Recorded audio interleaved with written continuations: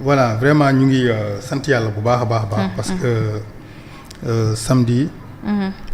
li ñu doon ñaan yàlla suñu borom defal nañu ko. mooy que ni mooy que ni yàlla permettre nañu. ñu dajaloo. vraiment ni ko le président Ousmane Sonko ñaane woon.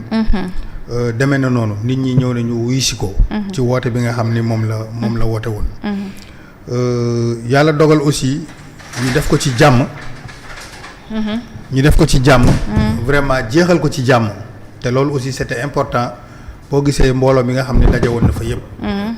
ñuy sant yàlla aussi parce que keroog la fa nekkoon ci mbooloo.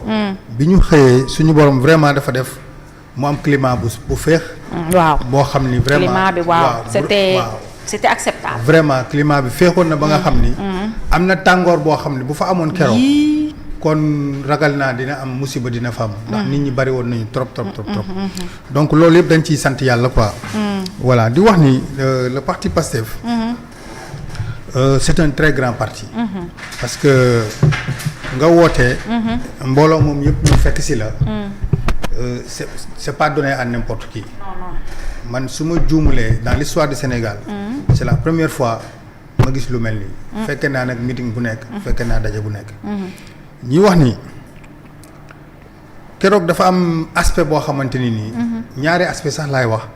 yoo xam ni dafa yéeme. mooy boo xoolee engouement bi. c'est-à-dire sur le plan économique. bi nga xam ni moo encadré bés bi. c'est-à-dire 6 jours avant ou bien 5 jours avant l'événement. c'est-à-dire y a un marché qui s'est créé sur place. c'est-à-dire yi nga xam ni man en général ci ay màggal ay gàmmu laa ko daan gis. commerçants yi jóge fu nekk. ñëw teg seen ay étalage di jaay. dégg nga ba ci bés bi nit ñaa ngi jaay et puis un très grand marché pratiquement allées yi nekk foofu yëpp. nit ñi dañ fa laloon. di jaay mu nekk vraiment sur le plan économique. benn affaire bu amoon solo trop. beneen bi ci topp mooy l'organisation même du meeting. parce que sincèrement les gens avaient des craintes par rapport à l'organisation. mais alhamdulilah ça s'est très bien passé sur le plan de l'organisation bien vrai que amoon na ay débordement parce que tolloon nañ foo xam ni c'était très difficile de contenir les gens d'ailleurs sax moo tax ñu écourter yenn discours yenn leaders yi nga xam waroon nañu wax comme ça le président Ousmane Sonko ñëw wax directement parce que on ne voulait pas prendre trop de temps foofu sinon mënoon na gën a graaw quoi tu vois donc loolu yëpp lu ñu mënoon jàngat ci forme bi la waaw di wax ni sincèrement waxoon naa la ko fi la fois dernière. nee naa la bis bu ñu organiser Fatima. nga xam ne organiser nañ. dëgg la li nag jëmee témoin sans fausse modestie. man xamoon naa ni nii lay demee. bon pas ampleur bi mais xamoon naa ni nii lay demee quoi parce que boo gisee engouement bi am autour de ce projet là. da ngay dégg souvent suñu mbokku opposants yi. di def ay discours peuple bi nangam rejeté na leen jeunes yi bëggatuñ leen marchands yi ambulants yaa ngi fii. nangam ba quand tu écoutes ces discours là da nga naan ñii bu ñu demoon suba élection du ñu am 1%. mais démb meeting bi dafa wane ni. bërki démb. que ni loolu yëpp ay analyses yu baaxul la. parce que la population sénégalaise dans sa majorité. ils sont toujours derrière. ce projet là ils sont toujours derrière cet homme. loolu mooy jàngat boo xam mun nañ ko def. sur la forme. Maintenant il y a le discours. discours bi nag dama xamul ndax. discours bi par benn non dañuy def par benn moo tax ñu njëkkee ci justice. ok maintenant par rapport au discours.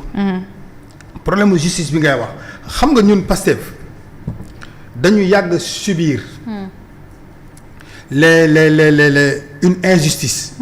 loolu depuis ñu nekk opposition ba léegi loolu moo ñu topp.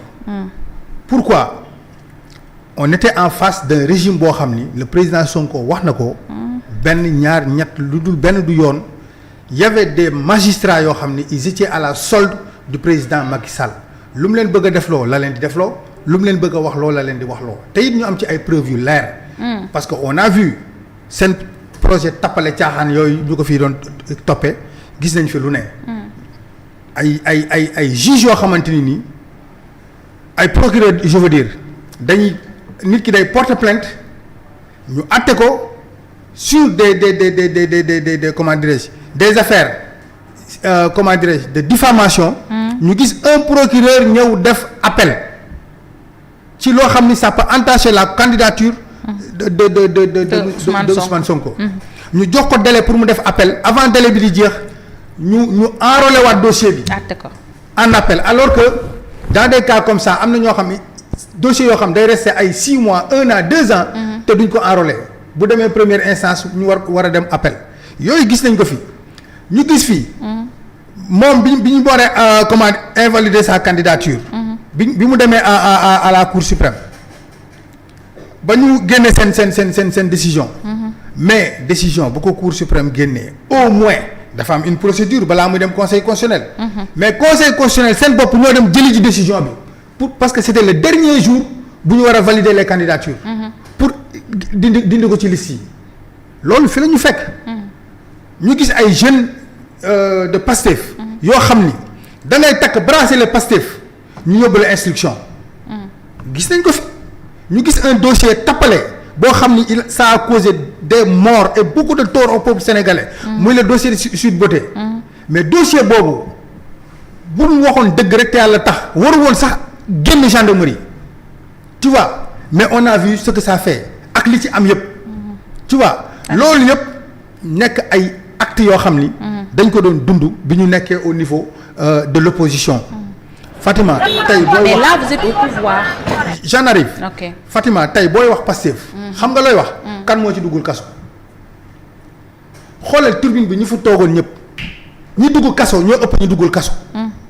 kon quand j'entends actuellement ay nit yu toog ay ñaar ñetti nit yu taxaw ci télé yi saaga ñu woo leen ñu toog naan non nu mu tuddati justice des vainqueurs xam nga waxu leen woon nii nangam j'en rigole.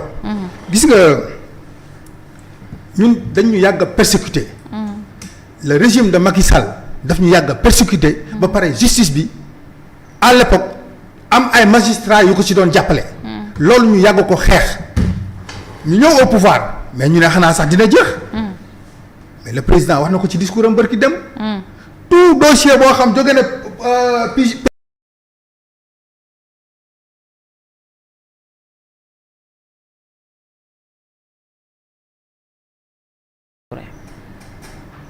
tout ce qui concerne Ousmane Sonko bu àggee foofu ñu sànni fële. ngay toog ci télé saaga Ousmane Sonko. nga dem tribunal ñu ne la demal ñibbi defoo dara duñ la sax topp. waaw prérogative moom saa yu ñu demee dañ koy dindi. xam nga. dafa amul. xam nga. bon man li may wax Samba ñun ñëpp gis nañ ko. mais fu ko bind loolu article code pénal wala code. dégg nga moom ci boppam toog na. ci rassemblement Pastef wax ko bu bokk la meeting bii. nee na man dama xamul lan moo tax man Ousmane Sonko. ku jóg man ngay waxal. te wax bu ñaaw lu ne dañ koy teg sama der. te buñ la woowee nga dem fële ngoon ñeneen demal ñibbi. te waa Pastef bu ñu sëqadee sax acca ci kaso bi. mais oui donc loolu moo tax. mu génne ne carrément ñii nga xam ni ñoo fi nekkoon te le président Macky Sall tegoon leen fi dafa jot ñu jëlee leen fi. pour am une justice boo xam ni indépendante boo xam ni dina wéy ci intérêt sénégalais yi et mieux il est allé jusqu'à dire que bu fekkee ni justice bi nii la nar a continuer presse bii ñuy woote bu leen ci joxe fukki dërëm impôt bu leen ko fay parce que le citoyen sénégalais il a droit à la justice. D'accord. te man en tant que sénégalais. quand je paie l'impôt quand je participe au développement de mon pays. j'ai droit à une justice indépendante.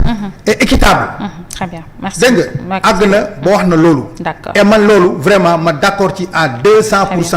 parce que nag yamul foofu même l'administration Fatima yàggul dara am na benn conseil des ministres bu ñu defoon ba pare. bi mu paree il a reçu les ministres ne leen carrément bi muy présenter la presse bi dama juum. bi mu leen recevoir ne leen carrément tous les projets qui sont à maturité. bu accepté bàyyi leen mu jàll. bëggatuma benn fonctionnaire di bloquer ay projets yoo xam ne dafa amal njëriñ Sénégal. ce qui veut dire que y avait des blocages. au niveau de l'administration. et il a demandé un nettoyage aussi. à ce niveau. parce que aussi tamit ñun dañu am un programme le peuple sénégalais yónni ñu yàkkamti ñu donc il est hors de question des fonctionnaires de l'État que ça soit un magistrat ou bien qui que ce soit di bloquer ce projet là. D'accord, très voilà bien. donc Merci loolu beaucoup, monsieur vraiment Touré. wax na ko ci côté justice bi après muy loo xam ne aussi nii man dama ci d'accord da nga ci d'accord à 100%. très bien merci beaucoup Baba Ndiaye borom Sénégal borom Dakar bonjour. Bonjour Fatima. naka la. sant ñu ngi sant bu baax waaw. cool nice. waaw sant yaa ngi woon ci Teraba. déedéet non non. lu tax demoo. jàpp naa ne amoon naa yitte yëpp solo yooyu quoi. demoo woon tam ci ñaxtu ba. non plus. non plus waaw loolu parce que wax dëgg yàlla su may dem ci manifestation itam bëgg naa de éviter di dem ci manifestation boo xam ne. dañ ko tere dañ ko tere. d'accord loolu moom républicain moo koy def. ñu ngi lay nuyu di nuyu.